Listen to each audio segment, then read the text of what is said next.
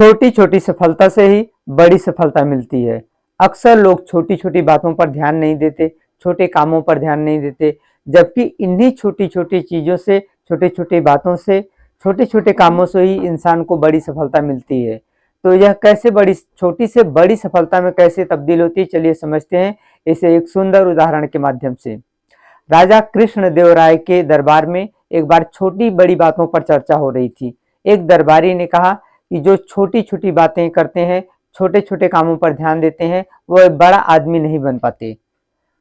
तेनालीराम ने इसे असहमति जताई कि यह ऐसा बिल्कुल नहीं होता है। मैंने तो अब मेरे अनुभव से कि छोटी छोटी चीज़ों से ही, छोटी छोटी बातों से, छोटे छोटे कामों से ही बड़े काम बनते जाते हैं। तो दरबारी ने असहमति जताई। तो राजा कृष्णदेव राय ने तेनालीराम को इसे साबित करने के लिए कहा। तो बात आई गई और हो गई। कुछ दिनों के बाद में तेनालीराम ने राज दरबार में एक सुंदर कविता सुनाया। राजा को वह कविता बहुत अच्छा लगा। उन्होंने बोला कि तेनालीराम, जो चाहिए वह मांग लो।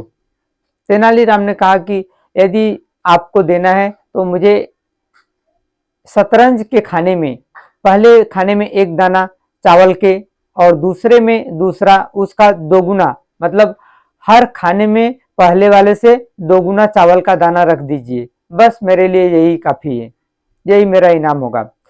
राजा ने कहा कि यह बहुत छोटा इनाम है, कुछ और मांग लीजिए। बोले कि नहीं राजन, यही मेरा इनाम है, यही आप मुझे दे दीजिए। राजा ने नौकरों को आदेश दिया। जब नौकर शतरंज के खाने पर एक चावल के दाने रखा, दूसरे पर 2, तीसरे पे 4, ऐसा बढ़ते बढ़ते 32 दाने तक पहुंचते पहुंचते 214 करोड़ से भी दाना ज्यादा हो गया गिनती। तो चारों तरफ खलबली मच गई। तेनालीराम ने सेवकों को रोका और राजा से कहा कि राजन, हम आपसे हमें कुछ नहीं चाहिए, बस मैं तो इतना कहना चाहता हूं कि छोटी छोटी बातों का, छोटी छोटी चीजें और छोटे छोटे कामों का भी बहुत महत्वपूर्ण है इस जीवन में।